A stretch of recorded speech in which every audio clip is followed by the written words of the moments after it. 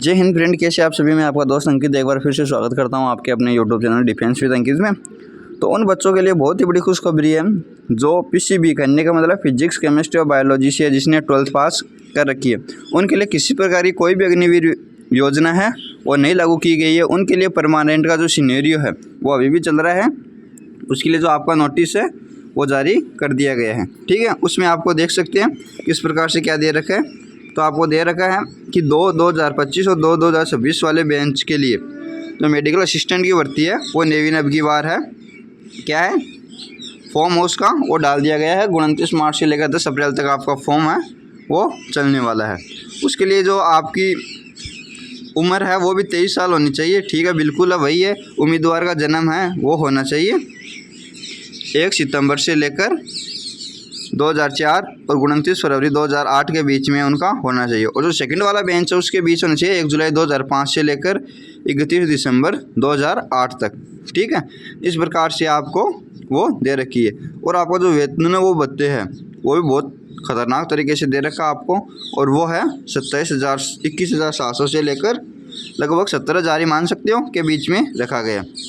और महंगाई भत्ता है वो 5200 रुपये वो आपको अलग से दिया जाएगा। और पदोन्नति जैसे जैसे आपकी होती है तो आपका जो वेतन है वो हो जाएगा लगभग 48,000 से लेकर 1.5 लाख के बीच में प्रतिमाह है आपको दिया जाएगा। ठीक है, उसके बाद में आपका किस प्रकार से क्या सिलेक्शन सिनेरियो है वो 29 मार्च से 10 अप्रैल तक लेकर आपका फॉर्म फिलअप होगा। और जो आपका करेक्शन विंडो है वो 14 से लेकर 16 अप्रैल के बीच में होगा। उसके बाद जो सीबीटी टेस्ट आपका वो होगा मई 2025 में, और उसका परिणाम है वो भी मई में ही जारी कर दिया जाएगा। उसके बाद जो भी कैंडिडेट शॉर्ट लिस्टेड और कॉल लेटर जारी करना है वो आपको जून 2025 में किया जाएगा। और जो सेकंड वाले बेंच है उनका भी जुलाई में ही कर दिया जाएगा। कहने का मतलब है एक ही एग्ज़ाम होगी, उसी से आपको दोनों चरणों के लिए शॉर्ट लिस्टेड है वो किया जाएगा। क्योंकि मेरे को इतनी जानकारी इस कारण है क्योंकि मैंने जो पिछला वाला इंटेक है वो क्या है देख कर आया हूँ, जिसमें 2 नंबर से मेरिट से आउट हो गया था। तो फिजिकल पेपर किस प्रकार से हो रहा है इन सभी की जानकारी है वो मेरे को अच्छी तरह से है। तो अगर आपको नेवी में सिलेक्शन लेना है तो सबसे पहले आपको पेपर है उसकी अच्छी तैयारी करनी होगी। और उसके बाद में आपका जो फिजिकल है वो बहुत ही खतरनाक होता है भाई नेवी का फिजिकल, क्योंकि इसमें जो सिट और बेंट नहीं होती है वो सबसे बेकार जो फिजिकल माना जाता है उसमें काउंट की जाती है।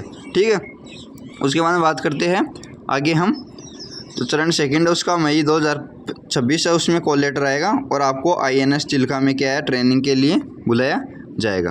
ठीक है, अब बात करते हैं किस प्रकार से आपका टेस्ट का सिनेरियो है वो किस प्रकार से रखा गया है। तो आपको बता दें इसमें आपके 100 क्वेश्चन होंगे और एक क्वेश्चन सही करने का आपको 1 अंक दिया जाएगा। और अगर आपने एक भी क्वेश्चन अटैम्प्ट नहीं किया तो उसका आपको 0 अंक है वो दिया जाएगा। ठीक है, 1 घंटा आपको टाइम दिया जाएगा 60 मिनट के लगभग। और सभी अनुभाग कहने का मतलब है सेक्शनल का टॉप है वो भी जाएगी, लेकिन पिछली बार देखने को नहीं मिली थी। ठीक है, और अगर आप एक गलत उत्तर देते हो तो आपको 0.25 की नेगेटिव मार्किंग है वो देखने को मिलेगी। ठीक है, कंप्यूटर आधारित ऑनलाइन परीक्षा के लिए परीक्षा केंद्रों का आवंटन भारतीय नौसेना के वेबसाइट पर कर दिया जाएगा।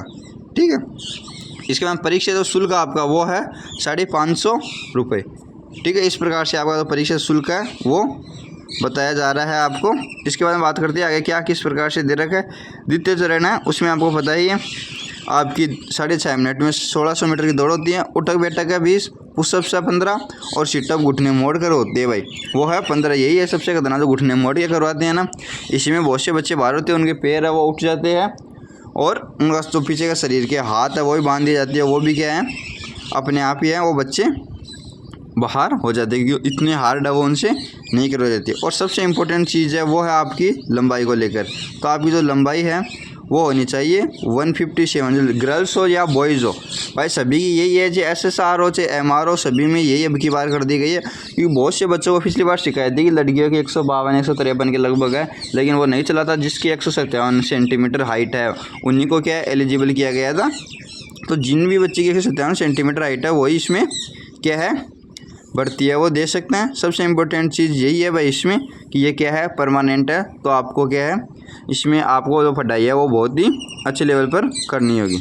ठीक है फ्रेंड्स, अगर आपको ये वीडियो पसंद आया है तो आपको चैनल को सब्सक्राइब करना है, वीडियो को लाइक करना है और बेल आइकन को प्रेस करना है ताकि और भी जो महत्वपूर्ण इंफॉर्मेशन है वो मैं आपको टाइम टू टाइम देता रहूँ। ठीक है, तब तक के लिए जय हिंद जय भारत।